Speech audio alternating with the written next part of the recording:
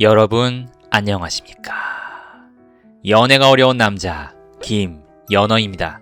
더위가 한창인데요. 복날 맛있는 거 드시는지 모르겠습니다. 저는 돈을 아끼기 위해 CJ 비비고 삼계탕을 먹었습니다. 레토르트 제품이라 그런지 뼈가 너무 쉽게 부서져서 거슬리네요. 마음에 드는 여자한테는 비싼 메뉴 잘 사주면서 저를 위해서는 잘 쓰지 못하는 그런 인생입니다. 그래도 여름에 피부과 시술은 한번 받으려고 합니다. 요즘 알고리즘에 북한과 탈북민들에 대한 영상이 떠서 자주 보고 있습니다. 오직 기득권들을 위해 삶과 죽음의 경계에서 인간 이하로 살며 희생당하는 북한 주민들의 삶을 듣습니다. 탈북 과정에서의 고난을 들어보면 정말 드라마가 따로 없습니다. 그들의 구구절절한 스토리를 들으며 함께 울고 웃었습니다. 우리가 밖에서 봤을 때는 그들이 탈북해야 하는 것이 당연하지만 그들에겐 정말 쉽지 않은 선택이었을 것입니다. 예전에 서해 쪽에 놀러 갔다가 주파수를 돌리면서 우연히 북한 라디오를 들은 적이 있습니다. 역할극처럼 두 남자가 대화하는데 한 남자가 건물 건설이 10일 안에 될 리가 없다고 다른 방법을 써야 하는 것 아닌가 이야기하니 다른 남자가 당이 지시하면 다른 생각을 하지 말고 당연히 해야 하는 것이라고 하더라고요. 당에게 반기를 들면 반동으로 취급당하고 처벌을 받으니 감시받고 억압되어 다른 의견을 낼 수 없는 사회입니다. 사람은 사는 환경의 영향을 많이 받습니다. 그런 분위기 속에서 자신의 삶의 틀을 깨고 탈북을 하는 것은 쉽지 않을 것입니다. 저는 학생 때부터 탈북민에 대한 관심이 많았습니다. 당시에 탈북민 출신 기자의 블로그를 읽으며 북한 당국의 비인간적이고 잔혹한 행태에 분노했고 탈북민들이 정말 목숨 걸고 고생해서 온다는 것을 알게 되었습니다. 하루는 한 여인의 사연을 들었습니다. 고난의 행군 시절 중학생 나이에 일주일 동안 아무것도 먹지 못해 결국 김일성 초상화 액자를 팔아먹고 중국으로 도망쳐 나와 오직 먹고 살기 위해 몇 년 동안 노예 같은 삶을 살다가 우리나라로 온 사람.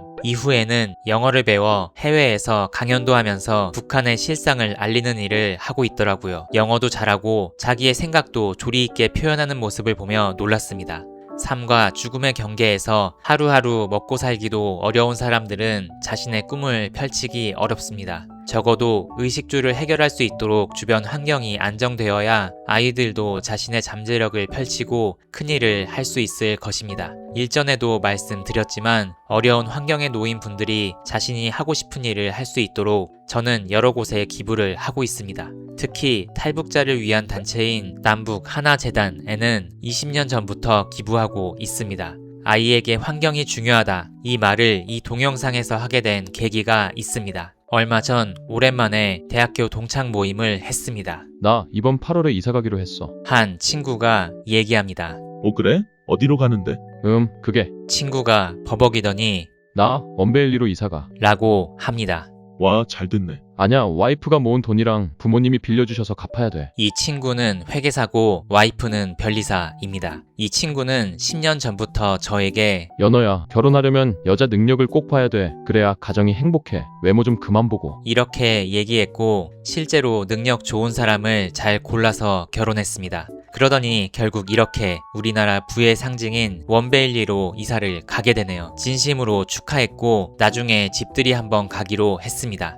근데 사실 아무리 돈을 잘 번다 해도 60억이 넘는 곳을 40대 초반에 들어가는 건 조금 힘들겠죠. 이 친구 부모님이 굉장히 성공한 사업가로 알고 있습니다. 좋은 환경에서 자란 친구고 자식에게도 좋은 환경을 물려줄 것 같습니다. 어렸을 때는 이런 게 부러웠는데 지금은 비교보다는 지금 처한 상황에서 미래의 내 가정을 어떻게 꾸려나가면 좋을지 그런 걱정을 더 하게 됩니다. 저는 미래에 제가 꾸릴 가족에게 되도록이면 좋은 환경을 만들어주고 싶습니다. 그래서 쓸데없는 소비는 안 하고 아끼고 있습니다. 환경에 대해 생각하다 보니 집안 환경이 좋지 않았던 한 여자가 떠오르네요. 오늘도 가볍게 이야기를 꺼내보도록 하겠습니다. 평일 저녁 스카이피플 카드를 보는데 눈에 띄는 사진이 있었습니다. 키는 작은데 딱 붙는 청바지에 몸매가 부각되는 흰색 티셔츠. 결혼할 수 있는 진지한 인연을 찾아 스카이피플까지 들어오게 되었습니다. 자상하고 부드러운 사람과 함께하길 원해요. 37살 중소기업에 다니는 여자. 근데 얼굴이 조금 흐리게 보여서 돋보기가 있다면 핸드폰에 대고 싶었습니다. 제가 선호하는 몸매였기 때문에 용기를 냈고 카톡을 했습니다. 안녕하세요. 김연어라고 합니다. 수락해 주셔서 감사해요. 네, 안녕하세요. 이게 제가 예민한 거긴 한데 제가 카톡에서 이름을 얘기했으면 상대방도 안녕하세요. 제 이름은 박땡땡입니다. 이런 식으로 가면 좋을 텐데 이름을 얘기하지 않으니 조금 아쉬웠습니다. 예전에 다른 매칭에서 혹시 이름이 어떻게 되시죠? 라고 했다가 박땡땡 이어 카톡 이름에 써있잖아요. 이런 식으로 나와서 만나기도 전부터 분위기가 애매해진 적이 있었습니다. 이번에도 그녀가 이름을 얘기하지 않았지만 카톡 프로필에 이름이 써있으니 그냥 넘어가기로 합니다. 대화가 잘 통하는 것 같지는 않아 얼른 약속을 잡고 다음날 바로 만났습니다. 날씨 좋은 어느 봄, 평일 저녁, 방이동 먹자 골목의 한 파스타집, 창밖을 쳐다보고 있다 보니 멀리서 그녀가 옵니다. 근데 안녕하세요. 안타깝게도 푸사기였습니다. 특히 피부톤이 칙칙해 보여서 간이 안 좋은 건가 싶었습니다. 그래도 몸매는 거짓말을 하지 않았습니다. 운동을 좋아해서 하루에 3시간은 한다고 하네요. 네, 오시느라 고생하셨겠어요. 퇴근 시간이라 지하철에 사람 많았죠? 시킬까요? 스몰 토크를 안 받아주네요. 근데 그때 그녀 쪽에서 뭔가 이상한 냄새, 말할 수 없는 쉰내가 향수 냄새와 섞여서 들어왔습니다. 제가 후각이 좀 예민하긴 합니다. 딱 붙는 검은색 티셔츠를 입고 왔는데 옷 관리가 좀 안 됐나 생각했습니다.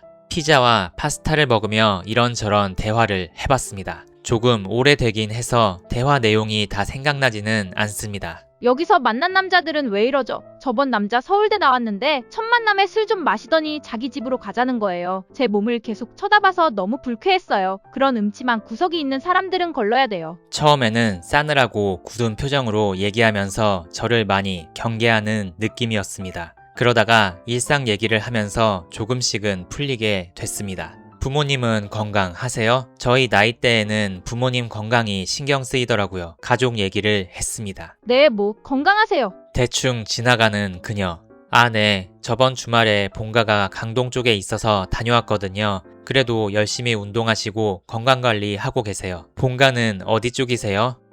부모님 얘기를 계속 꺼내시네요. 사실. 원래는 잘 얘기하지 않는다고 하면서 보육원에서 어린 시절을 보냈다가 고등학교 때 먼 친척을 찾게 되어 그쪽에서 살게 되었다고 알려졌습니다. 부모님하고는 연락이 되지 않는다고 합니다. 그래도 대학교를 졸업하자마자 바로 취직했고 빌라 원룸을 사서 독립했다고 합니다. 사연이 있는 사람이었네요. 에고, 정말 고생 많이 하셨겠어요. 저는 그래서 오히려 상대방 부모님이 화목한 걸 봐요. 욕심일지 모르겠지만. 어렸을 적 어려웠던 이야기를 들었습니다. 어플을 하다 보면 어려운 배경을 가진 사람들을 가끔 보게 됩니다. 세상엔 정말 다양한 사람들이 있습니다. 이 얘기를 들으니 바로 일어서자고 하는 사람도 있었는데 연어 씨는 그렇지 않네요. 그녀의 마음이 좀 풀렸습니다. 사실 상대방 부모님이 안 계시거나 돈이 조금 없거나 그런 건 크게는 상관은 없습니다. 하지만 제가 이 사람이 안 되겠다고 생각한 몇 가지 이유가 있었습니다.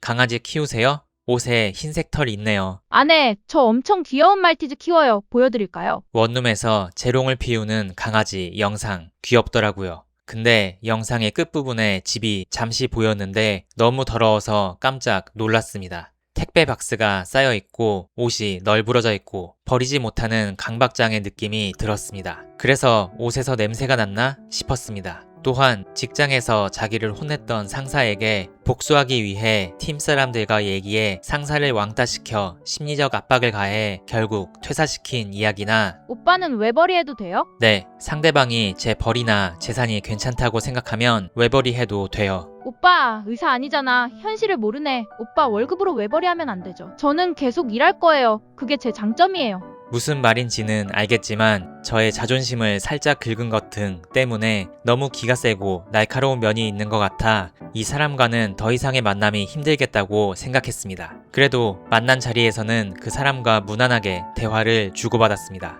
오빠는 말을 참 배려심 있게 잘하네요. 이런 사람 만나기 힘든데. 칭찬도 해주고 이번에 얻어먹었으니 다음에는 제가 살게요. 다음 만남을 하고 싶다고 했지만 집에 들어가서 생사 확인 후에는 연락을 하지 않았고 그렇게 끝났습니다. 사연이 많아 보였습니다. 가정 환경이 어려웠고 지금도 어려워 보이고 몸매가 정말 좋았기 때문에 예전 같으면 한 번 더 만나 봤으려나 싶기도 했지만 결혼을 해야 하는 지금은 너무 사연 있는 사람은 만나지 않는 게 좋겠다는 생각이 들었습니다. 예전 경험도 있고요. 이렇게 상대방의 조건을 보면서 또 눈이 높아지는 거구나 조금 찔리기도 했습니다. 그래도 아닌 건 아닌 거죠. 날이 더운데 잘 지내시길 바라고요. 재미없는 일상이지만 함께 해주셔서 감사합니다. 조금 더디지만 나름대로 노력하고 있긴 합니다. 좋은 사람이 찾아오길 바라고 있습니다. 오늘 영상은 여기까지입니다. 모두 행복하시길 바랍니다.